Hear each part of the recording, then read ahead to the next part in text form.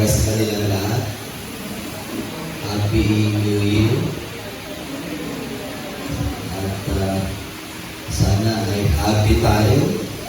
Pero sa tingin ko, yung iba, hindi happy. Bakit kaya? Dapat happy tayo. Hindi kaya. Ayan, sige. Nahanap ko si Pastor Bebot, nasa kabila pala, kala ko umabsent. Nakakalakad na siya.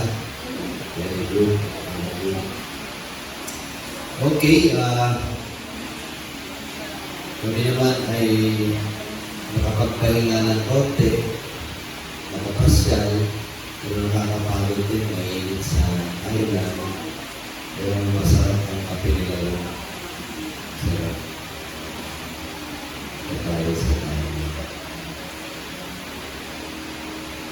As we approach and start New Year, ano kung meron tayo doon? No? Mahalaga bang balikan pa natin ang 2024? Kasi pag babalikan natin ang 2024, maraming hindi magandang nangyari. Diba? At marami rin mga magandang nangyari. Alright? Ang sabi ni Paul sa ano yan? Okay lang? Ang sabi ni Paul ay forget what is behind. Kalimutan na lang yung nakaraan. Tama ba yun? Kalimutan na natin nakaraan. At press on. Magpatuloy ka sa hinaharap. Tama naman, no? Ano pa nga ba ang maibibigay ang nakaraan sa ngayon? Hindi ba mas mahalaga ay ngayon? What is there in the past? Anong meron sa nakaraan na makakapagbigay pa rin ng mabuti sa atin? Yan ang tanong. Dahil kung aalanganin mo yung mga kasalanan mo sa nakaraan, will that help you? I don't think so. Inalala mo yung kaligtasan mo nung nakaraan. Will that help you now? Inaalala mo yung mga ministry activities mo nung nakaraan. Yung mga good memories with your partners, with your husbands, with your wives, with your co-brothers and sisters in the Lord.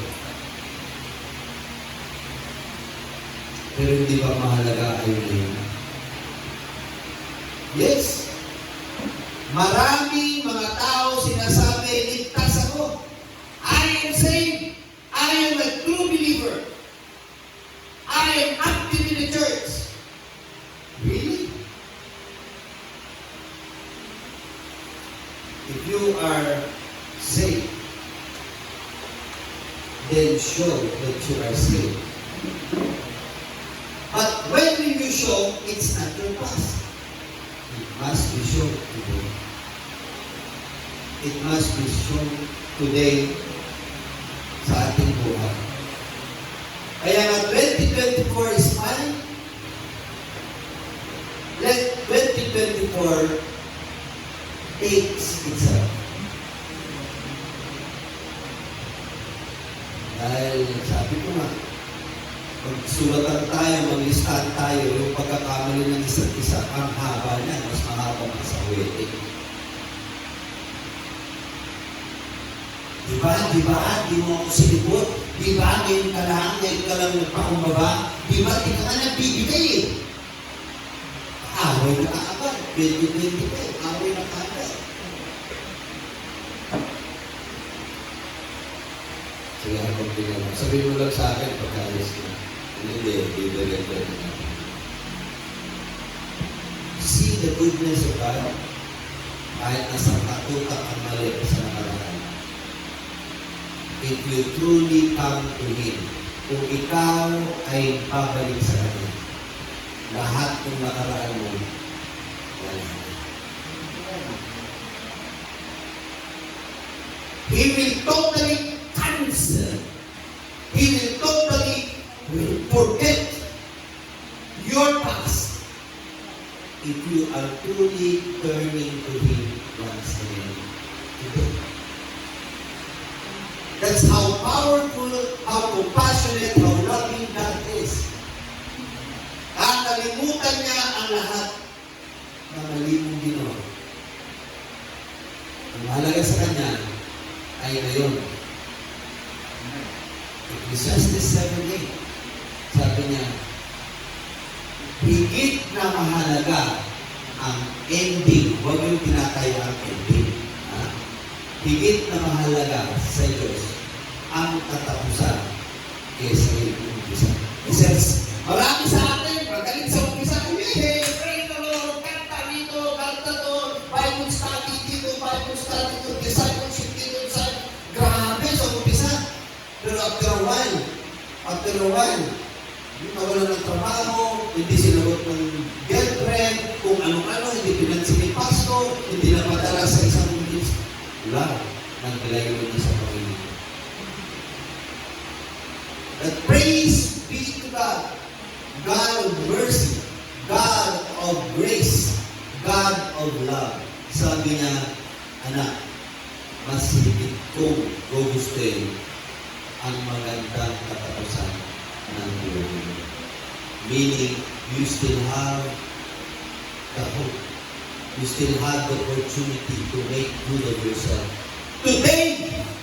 Today, wag na, pwede ba Tony, bukas na lang, next week na ako babalik sa'yo? Kasi marami pa akong gagawin. Marami pa akong hindi nagawa ng 2024. Kaya pwede ba? Saka na lang ako matay. Saka na lang ako bumalik sa ministeryo. Marami pa akong gagawin. It is my question to you. If you do it tomorrow, if you will do it next week, you will do it next year, alam mo ba kung ano mangyayari bukas? You don't hold your future. It is God who holds your future. Kaya nga sinasabi ko sa inyo, every day must be the last day. Ang bawat araw ay dapat ito ay huling araw na natin.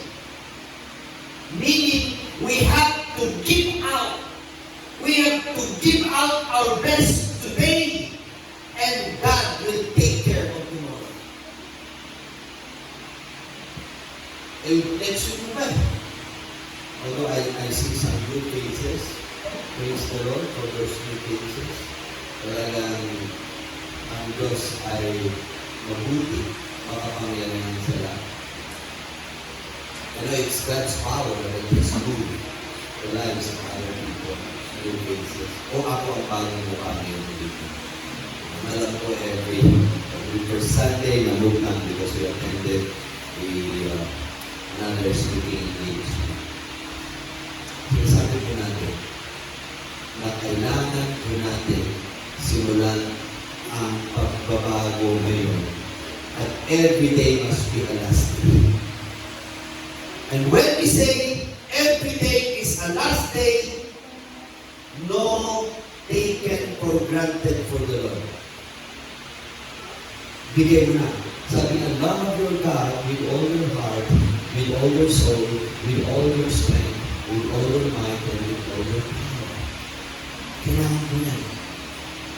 Short of the purity and fullness of your heart, wala kang halaga sa Panginoon. Yung mga pinagagawa ko ngayong umaga na to, kung hindi buo ang puso mo, it's a useless worship. Kaya kung magpupuri ka rin lang sa Panginoon, kung pupunta ka rin lang sa iglesia, ibigay mo na yung best kapatid. The presence of God is here. The God who is served and worship is talking to you right now. And if you're not listening to Him, if you're not fully attentive with all your kaaway a little percentage of your purified. Kaya nga, sa akin, para sa inyo mga kapatid, ibigay nyo na todo-todo ngayon. Kahit sa relasyon niyo, kahit sa husband nyo, kahit sa wife nyo, kahit sa pastor nyo, kahit sa kaibigan nyo, pagmamahal din lang naman kayo, mahalin nyo na sila, ibigay nyo na ng todo-todo. Palapakan nga natin ang kayo. Sabihin ko na sa katabi mo, mahal kita. Uy, grabe, sabi ko, mahal lang, hindi embrace. Grabe naman yun, may embrace ko. Yan talagang excited, wala, overwhelmed. Yung iba naman, walang nagmamahal. You can love your seatmate in the Lord. Walang excited yung mga kabataan. Okay, so, if you're a true believer, tututo tayo na nananampalataya, what makes you different from other people? This 2025, what makes you different from other people? Paano malalaman ng mundo na you don't belong to the world?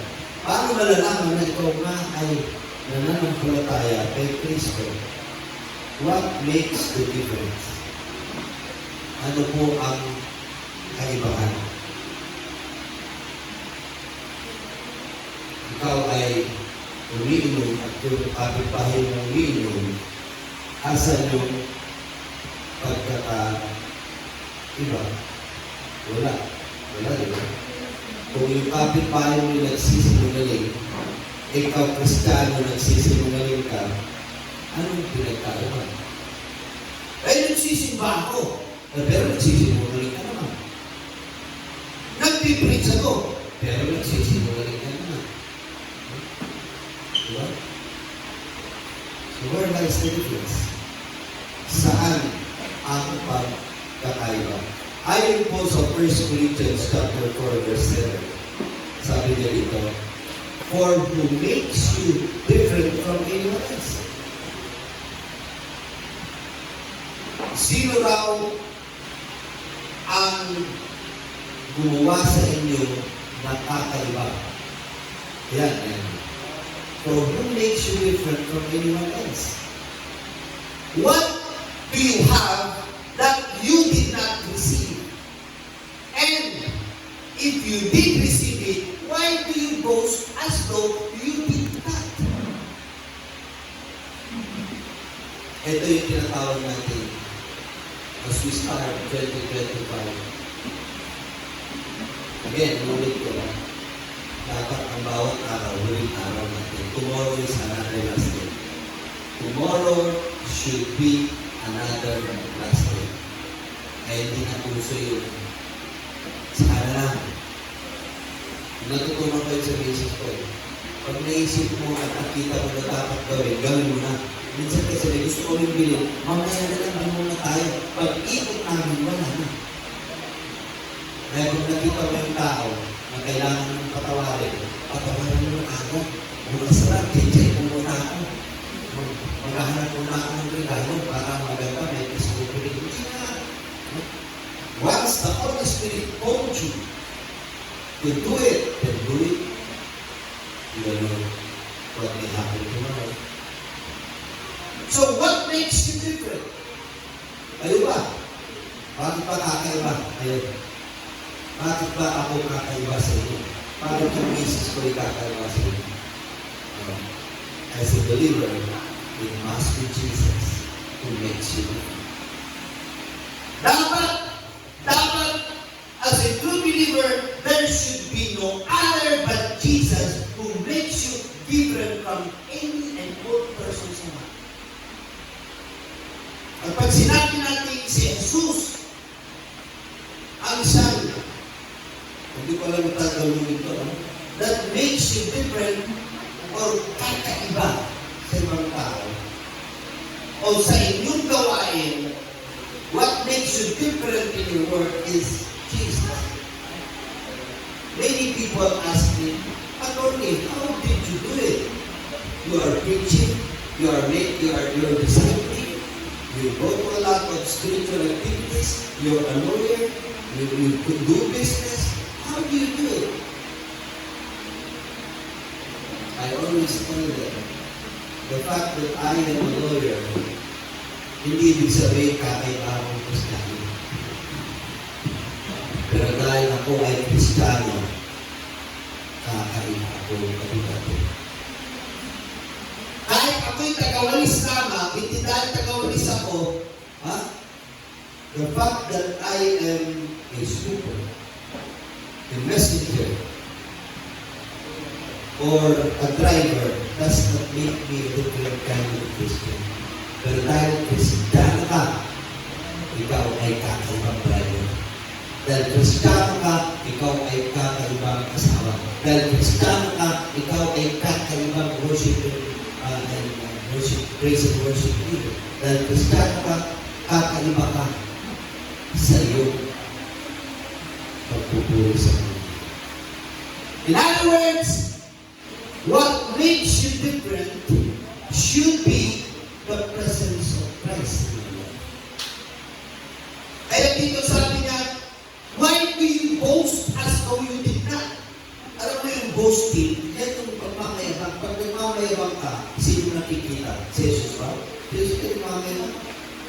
Boasting is projecting yourself to be the one seen. Diba? Pagka minsan, pare, ayos ko yung tuktok ko.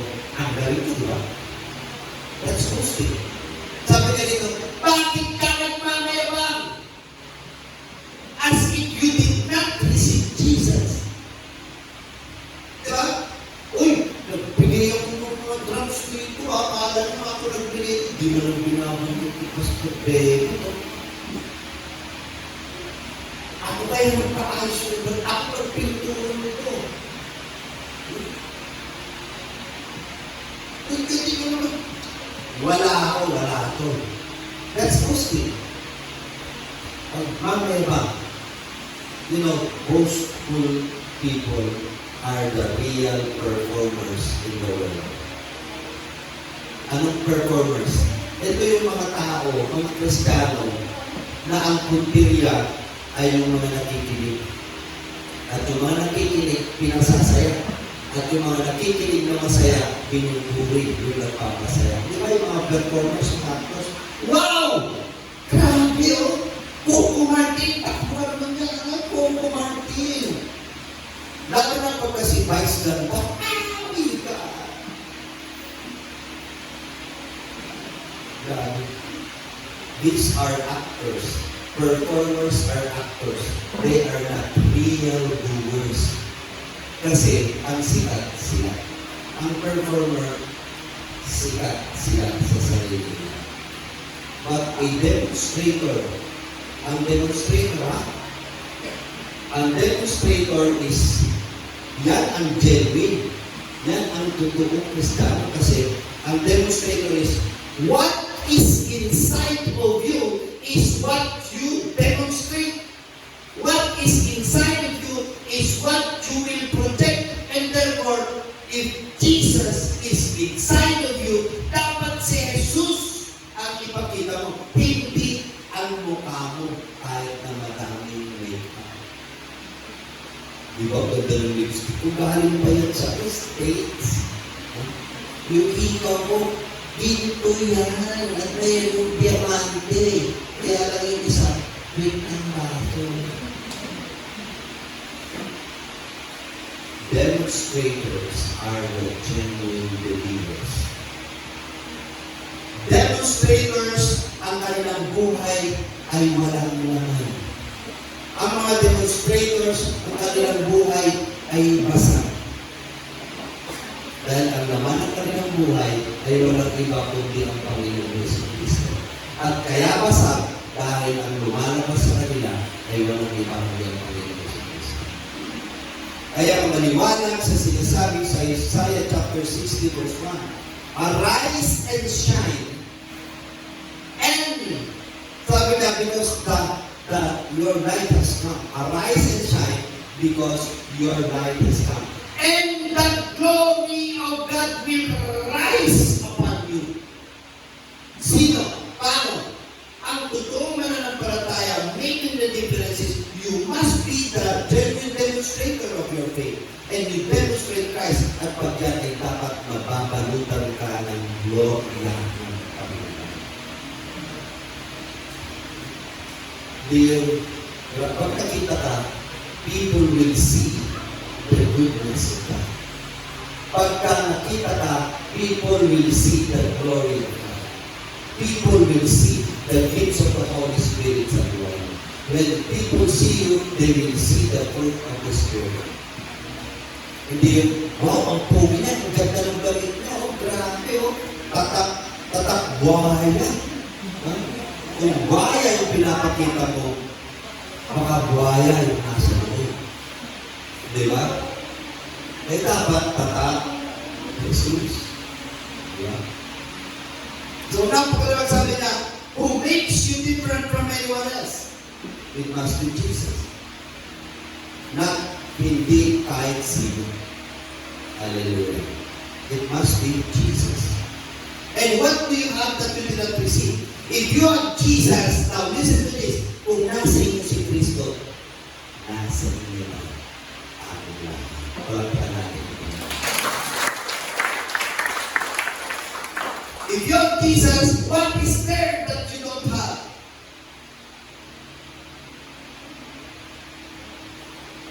Because if you have Jesus, you have heaven. If you have Jesus, you are a conqueror of this world. Ikaw ang tagapamahala ng mundo. If you have Jesus, you have eternal life. You may have gone through the hardest difficulties in life. But at the end of the day, you will end up in a golden mansions and living there with the Lord face to face. So guys, sabi niya, kailangan malaman mo that when, if Jesus is the one making you different, Jesus is in you, Jesus is living in you, you have everything. You have everything. But if you have everything, and knowing that everything comes from God, bakit hindi ang Diyos ang nakikita sa buhay mo? That's the big question. Kung si Jesus ay tinanggap mo, at ang lahat na meron kay Jesus ay nasa buhay mo, pero bakit hindi nakikita si Jesus sa pang-araw-araw? That is a big challenge. Kaya nga, make a difference. How? Demonstrating Christ in our daily life. How? Showing God's love for others. It must be the Lord that must be shown. So, how to make a difference? Show Jesus. Demonstrate Jesus. Kailan? Now. Ha? Mga kapatid, now is the time. Huwag na kalimutan mo na yung nakaraan. Okay? Huwag mo kalimutan mo na yung nakaraan. Grabe sa Thailand, nasa night market kami, kumakain kami. Hindi ko lang kung kasalanan ko. Nag-table kami ganyan, kami ni Charles, mga anak namin kumakain kami. Tapos pilahan ng roti, roti ba yun o yung fruits, ganyan. Tapos pinakita ko na, kapagandang babae. May kasamang boyfriend na foreigner din. Tapos ang sunod na may takip lang na gano'n, wala siyang bra. Ang sexy na natalikod sa akin, makikita mo yung breast niya for baby bodies. Ang ganda niya, sexy. Very sexually inviting. Pero kung tingnan ko yung buhay niya,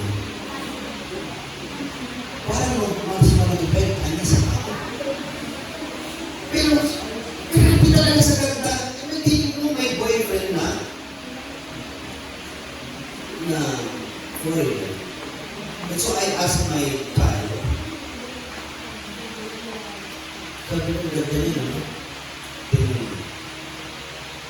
tayo, sabi niya, hindi yan babae.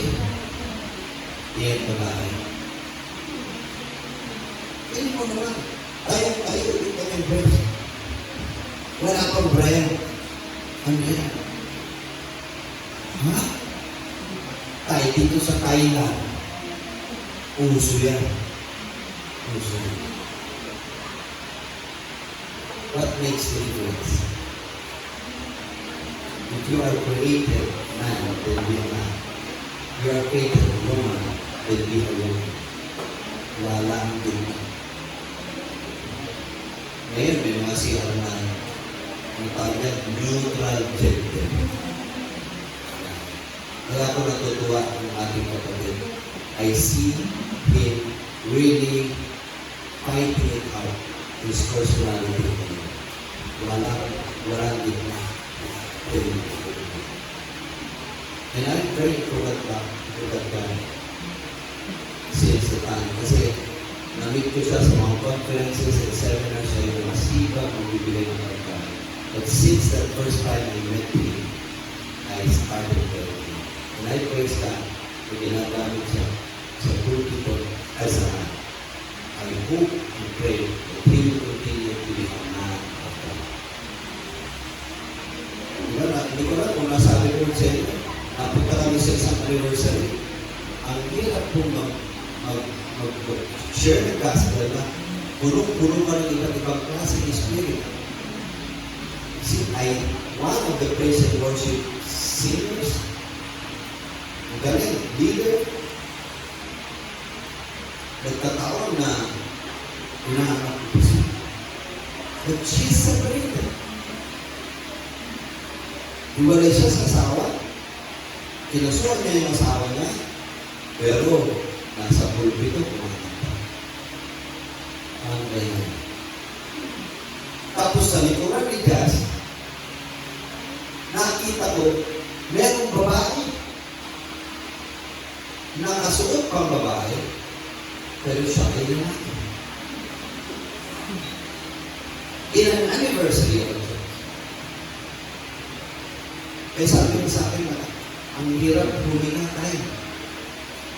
Ako rin, from the moment I entered the church and saw the praise and worship singer there, I never opened my eyes. And I was asked by the Lord to approach that on stage and embrace that person. And I told her, I love you. Sabi niya, Ninong, pwede ba tayong mag-usap? Gusto ko pong ayusin yung marriage. Then, grabe ang Holy Spirit, nililip niya talaga yung tao na yun na gusto pang babae. Pero, hindi na. Pagka yung church is filled with different spirits, kaya napakalaga kayo mga praise and worship leaders, mga singers, be sure you are filled. You are filled and led by the Holy Spirit because you are the first batch of the Lord's creatures. Ayun. Ang naging unang daluyan ng kapangyarihan ng Maraming Spirit.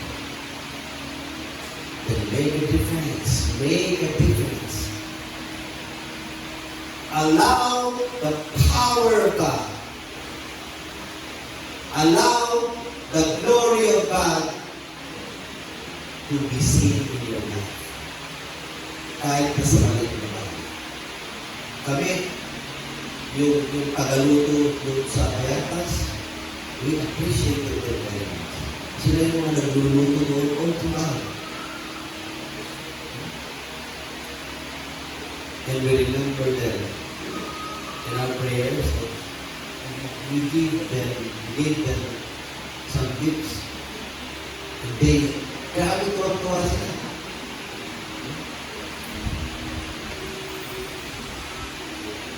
Now, how to make a difference? How to make a difference?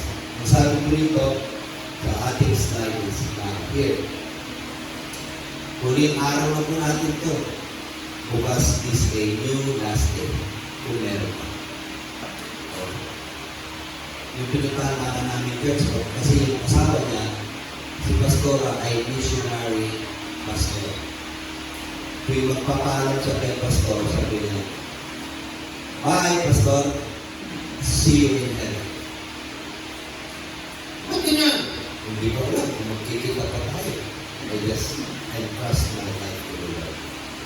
Kaya ganun lang ang paalaman nila. Okay, sabi ni Pastor, "See you in heaven." So everything is blessing. So gawin mo na yun. Blessing. Kaya kung meron pang nakatago dyan, labas mo na. Kung may mga pagkukulang, simulan mo na yun. Simulan mo na yun. Simulan mo na yun. Sabi niya dito, how to make a difference? Isaiah 55:6-9. Popular verses. Seek the Lord. Tama ba yan? 55. Tama. Kasi alam ko ang 55:8 is ano ba yan? Tama ba yan? Kasi 55:8 is my ways are not your ways, my thoughts are not your thoughts. Let me see. Tama ba? Tama? Okay. Yeah. Verse, ano lang pala yan? Balik tayo. How to make a difference? Today, seek the Lord. Today, seek the Lord. And call on Him while He is now. Right now, today, sa ngayon, the Lord is just there. The Lord is just beside you. The Lord is near you. Now, if you want to make a difference, kinukulit ka to make a difference because we need to prepare. Kailangan po tayong maghanda. Hindi handa lang pagkain. Anong paghanda? Malalaman natin yan sa ending, towards the end of the message. Handa tayo. Kasi kung kakaiba tayo sa uri na gusto ng Panginoon, baka hindi tayo masama sa handahan. Okay? Nasabi niya, if you want to make a difference, now you seek and call unto God. Palagi mo. Seek meaning, unahin mo, saliksipin mo, hanapin mo ang Panginoon. Kailan? Ngayon. Hanggang kailan? Ngayon. Bukas, seek God again. Okay? Do not be disturbed. Do not conform to the pattern of this world. Romans 12:2. Sabi niya, seek the Lord. At pagka natagpuan mo ang Panginoon, talk to Him. Talk to Him. Ano tayong sasabihin niya? Lord, I love you, Lord. Lord, use me. Lord, I'm sorry, Lord.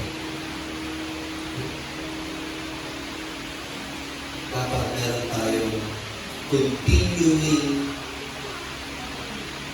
na pagsasaliksik at paghahanap sa Panginoon. Paghahanap hindi naman dahil sa nawawala siya. Hinahanap mo kung saan kanya dapat gawin sa bawat araw. Kaya napakalaga yung devotion natin. Paano mo alam na tama yung ginagawa mo?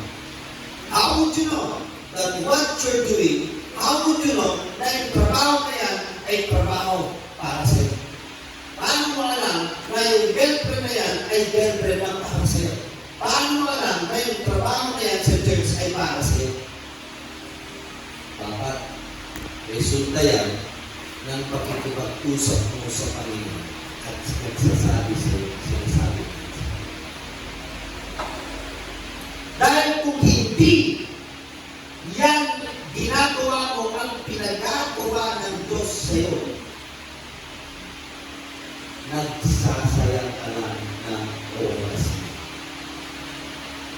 And the problem is, if you're not doing what the Lord tells you to do, you are not in the actual preparation. Hindi ka naghahanda.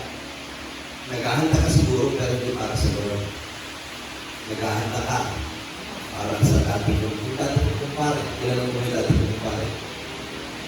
Hindi mo yan. Kumpare natin dati. Diba? Plain and simple. If you are not preparing for the coming of the Lord, then you are preparing for the coming of Satan. After 1,000 years, Satan will be released. At sabihin niya, uy, gusto mo kumain? Gusto mo mag-anli? Gusto mo magtapos sa pag-aaral? Gusto mo yumaman? Halika dito. Tatatakan muna kita ng 6. Kung bakit? Dahil wala kang tatak, hindi ka makakakain. Wala kang tatak, hindi ka makakapag-negosyo. Ano gagawin mo? Tatak na lang tayo. Ha? Kung patatak na tayo, kailangan natin magpaparalan yan sa discipleship. Hirap yan. Matatakot tayo. Dahil kung walang tatak, hindi ka kain. Tayo pa. Tayo para tayo mga bubuyog sa unlimited restaurant. Ang sumiyat na yan, Vikings na yan. Yung iba na, nil-invite ko sa Vikings, ayaw natin yan. Ginaguna yung mga barko, nabiling-tuloy sila. Diba? So, sabi niya, seek and call. Now! Seek and call now. Ang sarap na kapili mo, Panginoon. You are there embracing God, and God is embracing you. Diba? And not only that, sabi niya sa verse 7, let the wicked forsake their ways, and the unrighteous forsake their thoughts. Let them turn to the Lord, and we will have mercy on them and to our God, for He will freely pardon them. Seek and call the Lord. How to make a difference? Today, call unto the Lord, seek unto the Lord, and call unto the Lord. As you call and seek the Lord. Hindi kayo pakikinggan ng Panginoon. Listen to this. Sinasabi niya sa Isaiah, the Lord will never hear you. You will never find Him unless isang tabi mo, talikuran mo. Unless you turn away from your wicked and evil ways and thoughts. Ano tinitingnan niyo sa Facebook na nalaman ng utak? Diba? Diba? Tama o tama? Ano? Tama o tama? Tama. Kung ano yung palaging nasa utak mo, kung ang utak mo palaging pera, ang iniisip mo, ang utak mo kailangan ng pera. Alam niyo ba that the love of money is the root of the evil? Pero kung ang nasa utak mo palagi ay ang Lord, wow. Di ba? Sarap niya, sasabihin niya, itong gawin mo anak, itong gawin mo anak. Pero kung minsan, nasa utak mo lang, yung crush mo, o kaya yung boyfriend mo, o kaya yung asawa mo, o kaya gusto na yung asawa mo. Hindi malit na mahalin ang asawa, pero unahin mo mahalin ang Panginoon. Sige po. Kaya sabi niya dito, talikuran mo na. You have to turn away from darkness. Ngayon na. Di ba pwede? Next week na, para sabihin ko naman yung mga barkada ko na hindi na tayo magtatangi. Diba? Pwede ba ba? Next week na lang? Kung ikaw ay dalawang girlfriends mo, kung hindi Kristiyano, dalawa, paalam ka na. Paalam. Grabe, ang swapak mo, dalawa ka. Isa lang. Diba? Kung ikaw naman ay ang saraw, binabalak mo pang mangligaw, huwag na. Takpan. Isang tabi mo na yung mga kaisipan yan. Mga kaisipan, makalumang kaisipan. Redeem your mind. Renew your mind. Yan ang sinasabi sa Romans 12, 2. Renew your mind. Ano dapat ang panglinis mo Sa iyong isip, no less than the word of God. Renew your mind. Wash your mind. Punuin mo ang iyong isip ng salita ng Diyos. At yan ay bababa sa puso mo.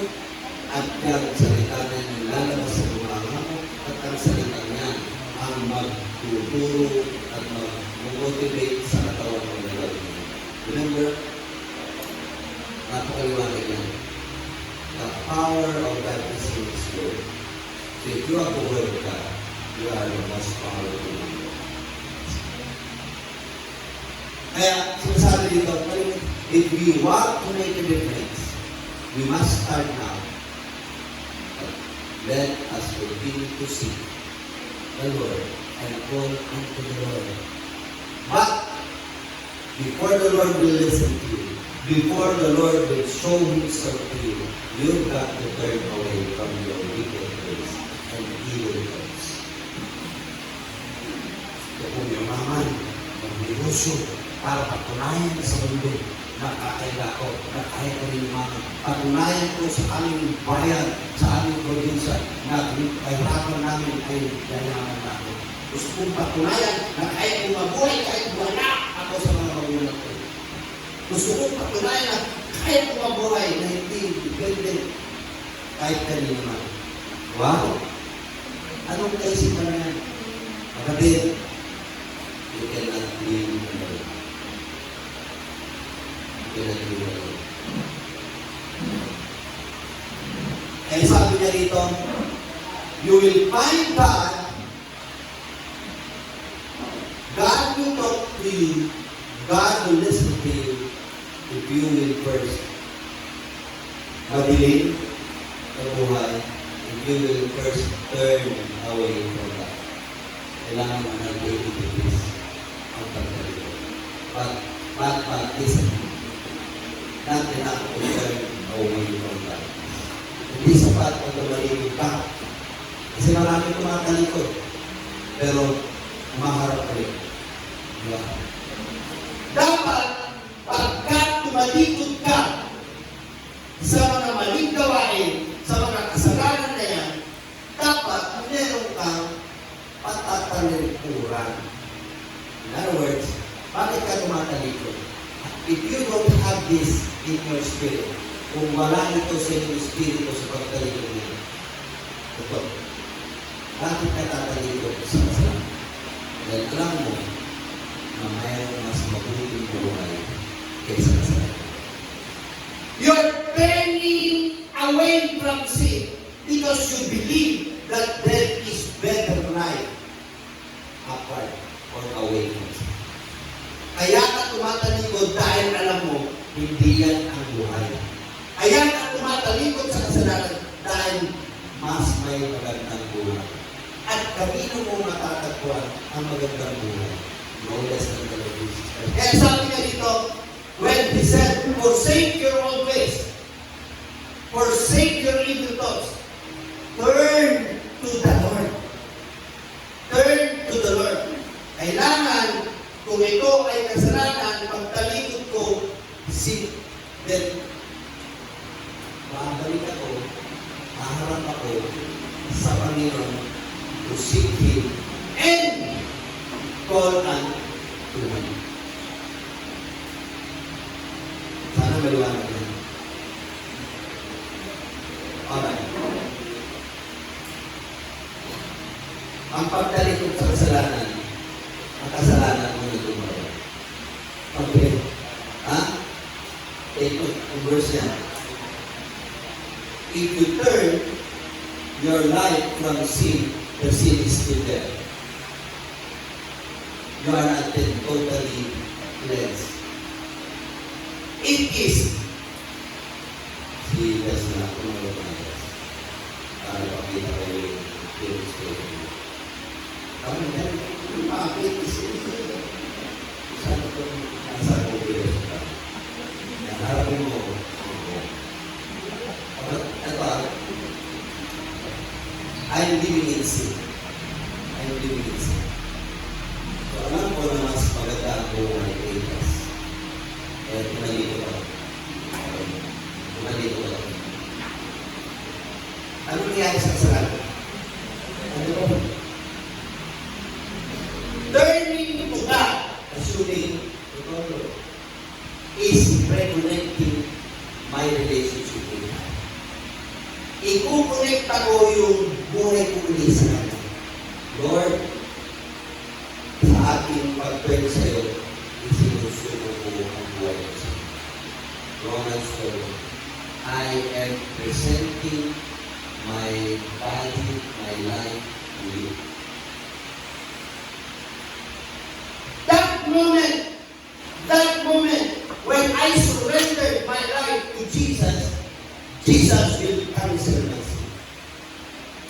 Yung parang nakakasal. It is, thank you guys. It is your turning to God that operates the cancellation, that operates the forgiveness, that operates the pardoning of our sins. Kaya sinasabi, hindi mo na ginagawa. Hindi mo na ginagawa. Pero hindi ka pa rin bumabalik sa Panginoon. So to make a difference, you've got to turn to God.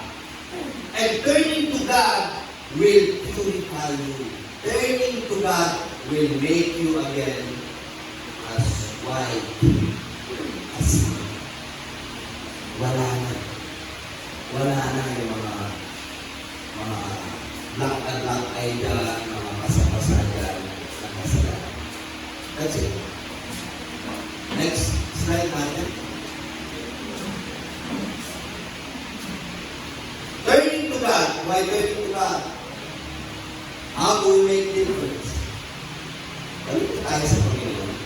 Kasi kakaiba ang kaisipan ng Panginoon. Ang pamamaraan ng Panginoon kakaiba. Kaya sabi niya rito, your thoughts are not my thoughts. Your ways are not my ways. My ways are higher than your ways. Ang kaisipan ko, ang pamamaraan ko ay makalangit. In other words, your plans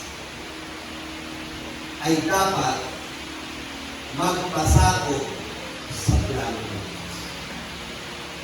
Hindi, Tony, gusto ko ito eh. Hindi, gusto ko siya, Tony. Siya ang pinipintig ng aking puso.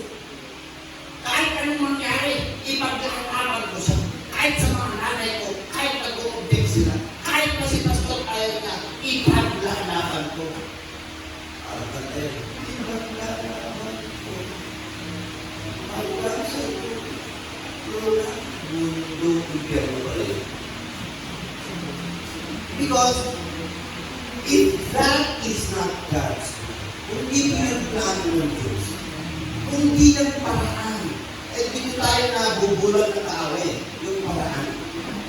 Pagka pinairan mo yung sarili ng kaisipan, sinasabi, ito ang paraan. Para mabuhay sa mundo ito. Ito ang paraan para kumita. Saan lang muna ang discipleship? Saan lang muna ang praise and worship ministry? Saan lang muna ang duty sa Lord? Kasi ang mahalaga mabuhay faith. Yun ang faith sa kaya kami na isang social na wala mo.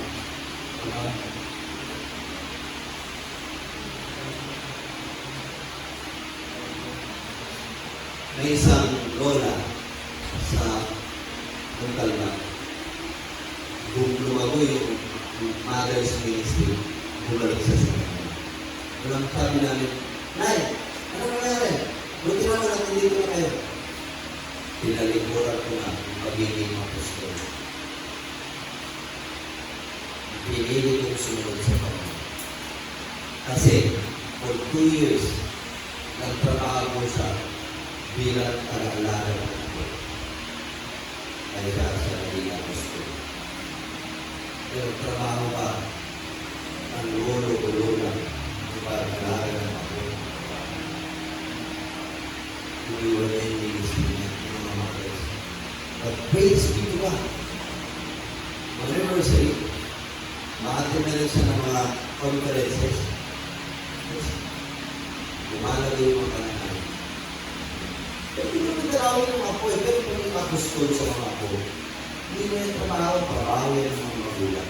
Kaya kayo, may mga anak, wag nyo ipakubaya ang pag-aalaga sa mga apostol. You are violating God's law. Ang pag-alaga ayon sa Biblia ay personal. Exception yung pinapaalaga mo for emergency cases.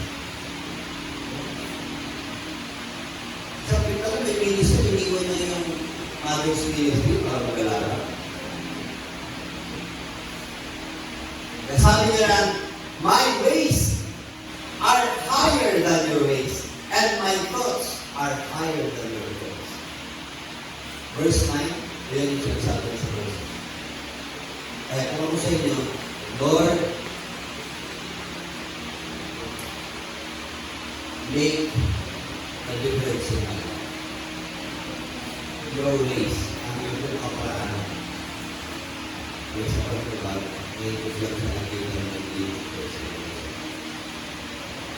Hindi mo naman. Nagtutuwa ako sa inyo sa inyo. Nag-rotate kayo. Yan, discipleship kahit sa persecution. Yung iba naman, gusto siya na lang palagi. Diba? Kasi sikat siya. Hindi naman. Diba? So walk the plans of God. Lakaran natin ang paraan ng Panginoon. Lakaran natin ang mga plano ng Panginoon. Huwag natin lakaran ang sarili nating plano. Huwag natin lakaran ang plano ng ibang tao. Just walk the plans of God. If you want to make it. Sa awang word, corporate word, consultant, ang iba't-ibang bansa. Yung pala gagawin sa consultant, ang payatas, ang kaluhukan, ang sarasa. Kapit pa, pagbigkas ng Tagalog, binaman, sabi ng Tagalog, nagtaga-tabahan, nakakaya. Tapos sasakayan, sasakyan ng baboy. Ang mga ang pinapunta namin.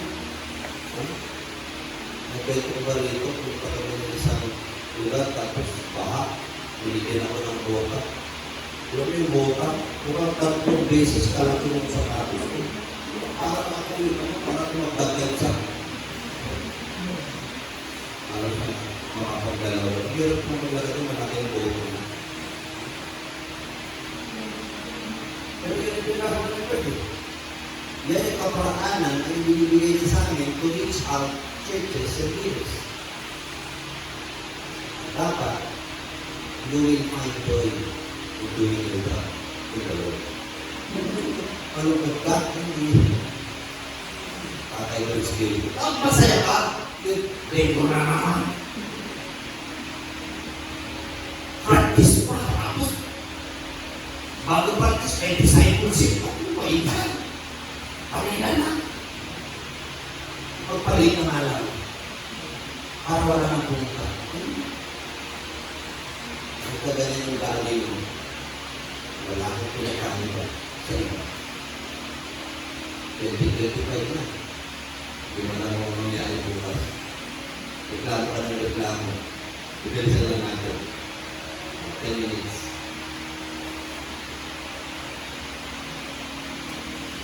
Next slide.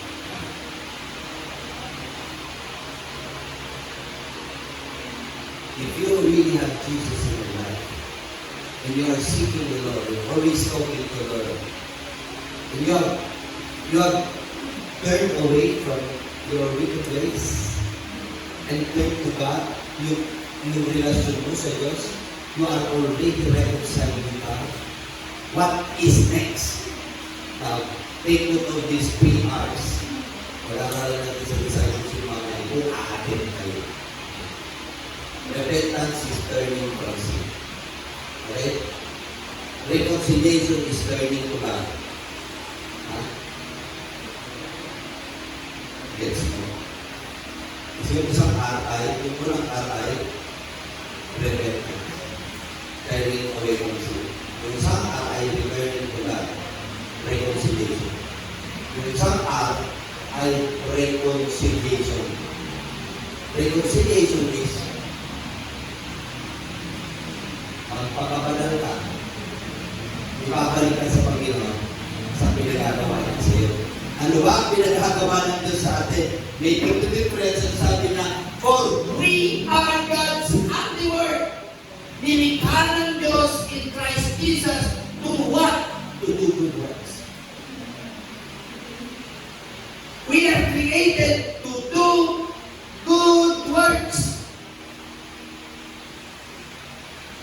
And good works will only arise if you are totally repentant of your sins and if you have totally turned to God. There can be good work. Kahit na good sa pananaw mo, kahit na good sa pananaw ng ibang tao, if you have not repented of your sins and you have not reconciled with God. Ay maliwanag ko, created in Christ Jesus to do good works. Paalala ko nga ito which God prepared in advance for us to do. Bago pa lang tayo nilikha ng Diyos, ito na yung trabaho natin. Gumawa ng mabuti. Gumawa ng mabuti. Parang ang hirap kung gumawa ng mabuti. Mahirap. Mahirap. Hindi mo pakahawakan at kalakaran ng iyong pagkakas. So, do good works. That is the proof. Yan po ang ebidensya ng ating kaligtasan. Yes! Kaligtas ako noong October 13, 1978. Tinanggap ko ang Panginoon. Nasa akin ang buhay na walang hanggan. Nasa akin ang Panginoon Jesucristo. But where are the good works? Hey, asan yung mabubuti ka? Good works. Yan ang palatandaan. Kaligtas ka. Sinasabi pa, hindi yan ang parang. Yan ang palatandaan. Kaligtas ka. Tingnan natin yung next verse.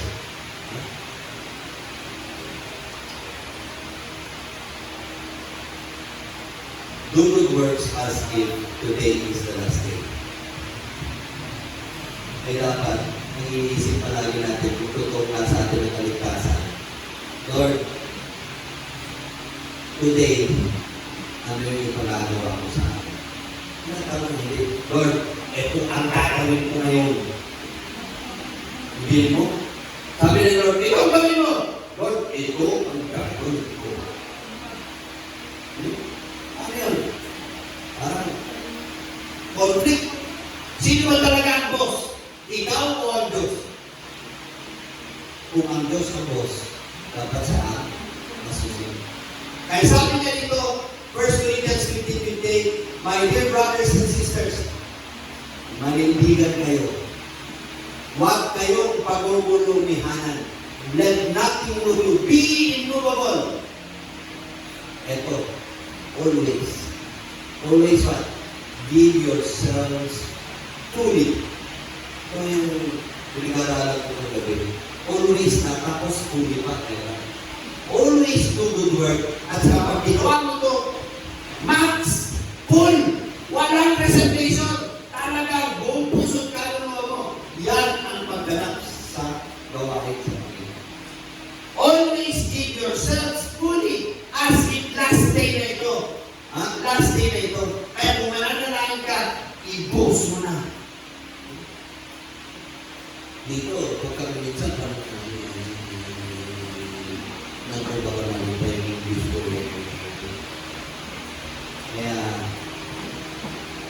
Actually, ang ardent or fervent prayer, you shout your prayer to the max. You shout your prayer to the max.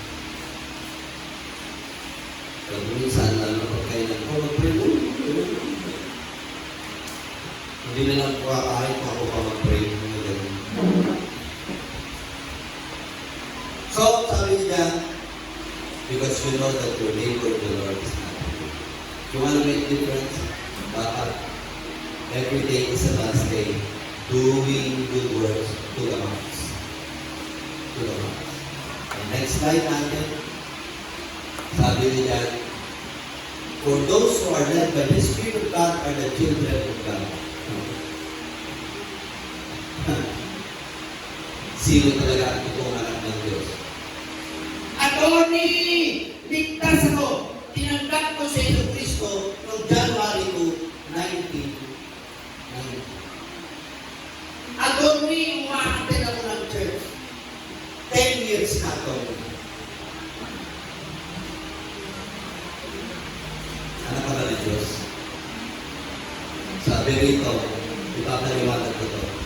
Only those who are led by the Spirit of God Are the children of God. Anong ibig sabihin ng led by the Spirit? Led by the Spirit, ibig sabihin niya ay ang boss mo, ang presidente mo, ang manager mo ay ang Holy Spirit. Ay ibig sabihin, yung ginagawa mo ay pagsunod sa leader mo. Kaya, yun lang mga sumusunod sa banal na Espiritu ang tunay na anak ng Diyos. Pero, ang marami, kaya ngayong devotion ninyo, yung meditation ninyo, napakalaga. Ano marami, kung anong pinagagawa ng Holy Spirit. Kaya sabi na kanina, sit and call at the Lord so that you will know what the Holy Spirit will tell you to do.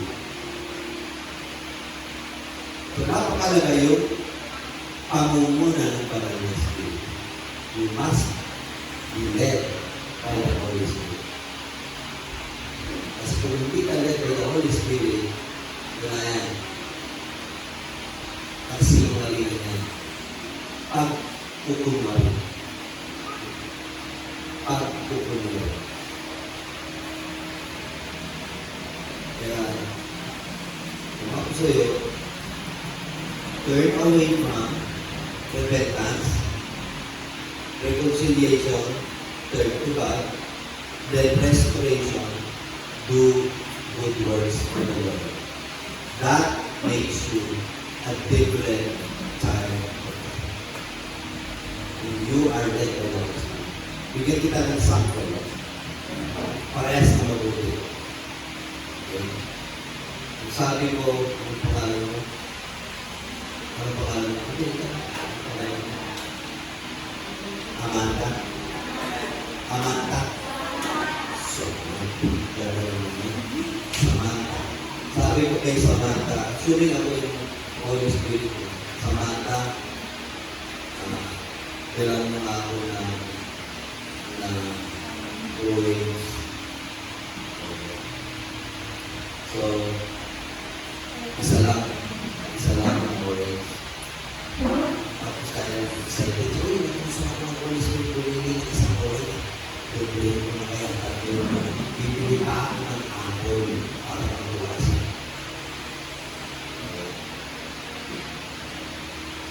Ang tanong, sumunod ba siya? Masama bang bumili ng maraming qualities at may kasama pa ako? Hindi naman, di ba? Ano ba lang, Samantha, magluto ka ng adobo mo? Hindi. Gusto ko, pinula para may sabaw pa kami. Magkayo ko. Kaya nga sabi, mag-preach ka! Sabi ng Holy Spirit, hindi. Meron ko Bible study na may handaan. Doon na lang ako sa Bible study na may handaan.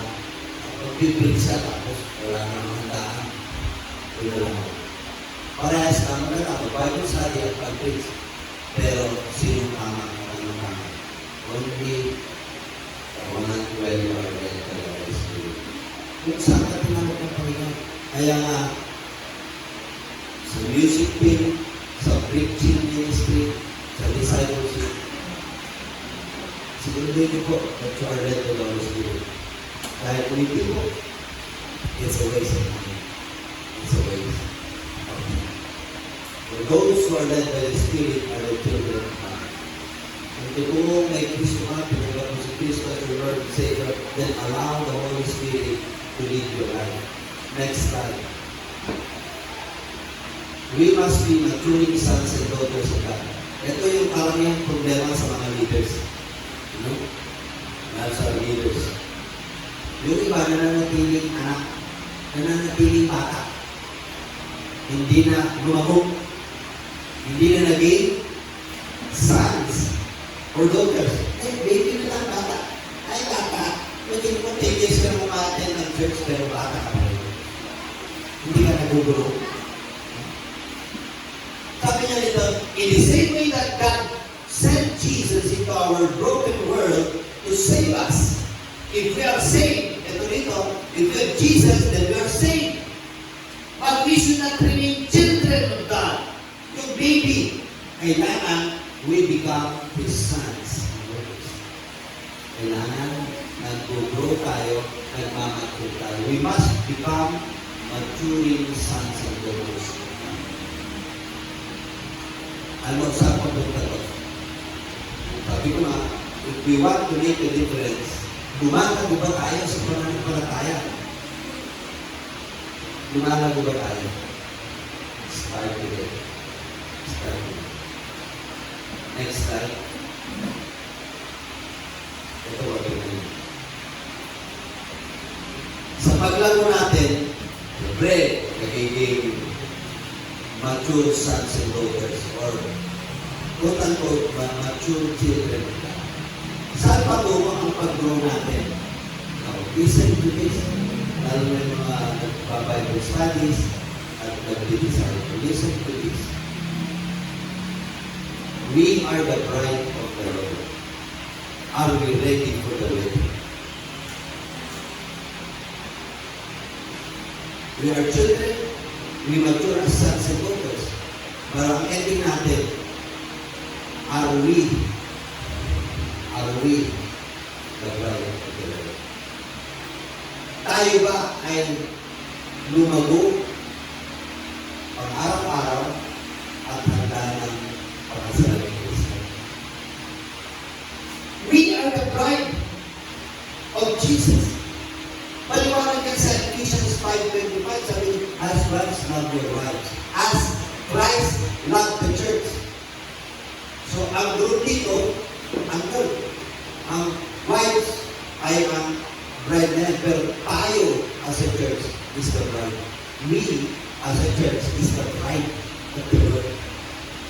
Babae ang lalaki tayo because we belong to the church of God. Tayo ang makakasalan.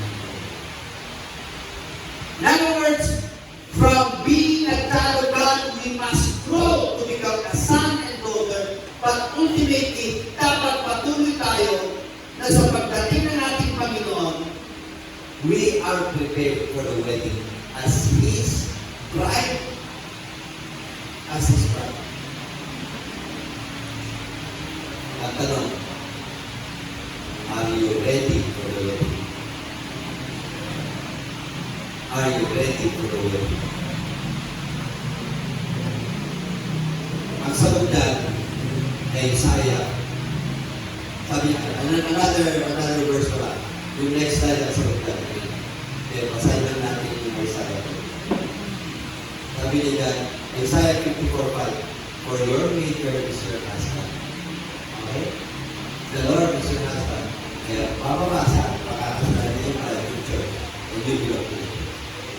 The Lord of hosts is His name, and the Holy One of Israel is your Redeemer.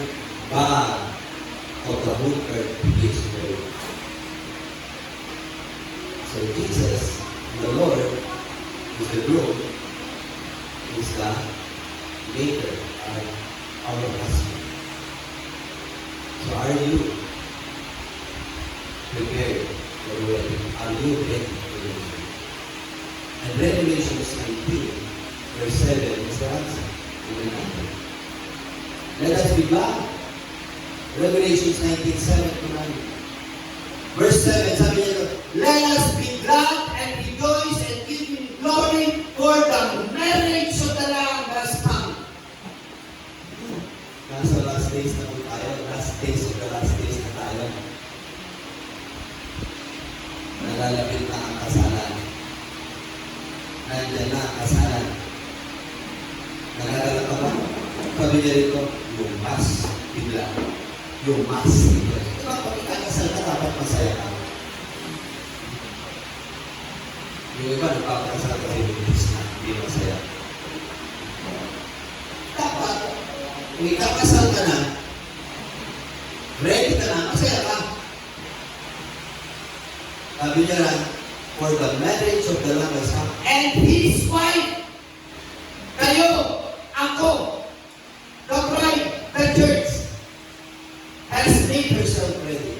Tayo dapat, sabi niya rito, since the groom is coming for the marriage, the Lamb. Maghanda tayo. Maghanda tayo. Maghanda tayo sa kasalan ni the Lamb. And 9. Lord, handa na ako. And then, I asked him, asan yung gamit mo? Di ba pag ikakasal ka, dapat may gamit ka? Pwede bang ikasal ka, wala ka? Hindi pwede. Hindi ko na, nagpapakamatay. Kailangan daw yung mahaba. Ang ganito, yung mahaba ako na para may dulot. Tingnan niyo po ang verse 9. Then he said to me, verse 8, and to her it was granted to be arrayed. Kailangan, maayos lang po tayo. Yung paghanda natin, maayos tayo. Sa verse 8, sabi niya, dapat nakasuot tayo ng pinong-pinong damit, pino at malinis na damit, at nagniningning na damit. Hello?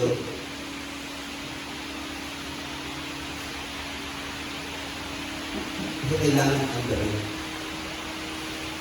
We need a fine, clean, and shining linen. But the Lord is not speaking here of a physical dress.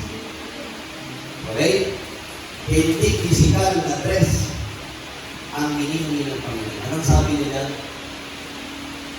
Ang bawat linen daw ay nagre-represent ng inyong magandang ginawa. Each linen must represent your good works as a bride of the Lord. Kaya dito, kung totoong meron tayong Kristo, Holy Spirit, automatic ang paggawa ng mabuti. At ang bawat mabuti ang gawa mo, yan ang bumubuo ng galit. Kaya ang sinasabi ko, kung wala kang gamit ng 2022, simulan mo ng paggalit. Simulan mo ng gumawa ng mabuti.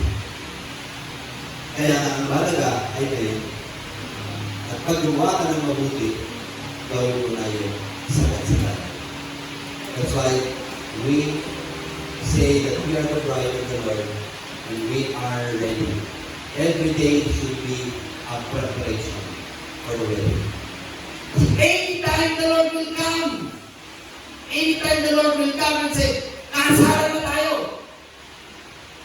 At sasabi mo, Lord, wala pa akong damit eh. Wala na, huli ka na. Huli ka na, wala ka na. Lord, gagawa mo na ako sa damit. Lord, gagawa ako ng 1,000 good works. Wala na, kasalan na to. Kasalan na to.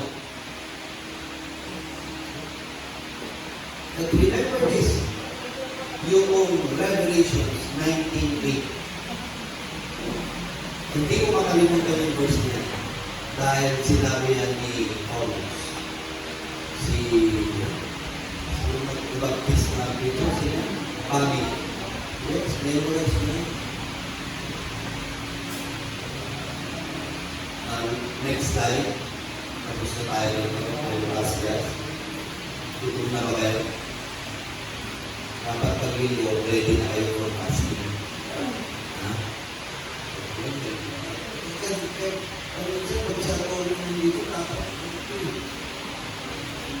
Lagyan ng oras. Okay, huwag nang i-bibig kayo. Kinakakabutom ba? O, ano gutom ka na? Diba na may kanya na mga. Okay, sabi niya rito, we must be ready every day. Every day we must be ready. If we, the bride of Christ, live in the Spirit, let us also walk in the Spirit. Let us also walk with the husband. Kung tayo ay handa ng pagkasal, o tayo ay makakasal na, o tayo ay kasal na, in spirit. Sabi ng Galatians 5:25, hindi enough na you are with the Lord. Hindi enough na magkatabi tayo ng asawa mo. Alright? Dapat lumakad ka kung saan ka nililig ng asawa. Diba? Hirap yan, di ba?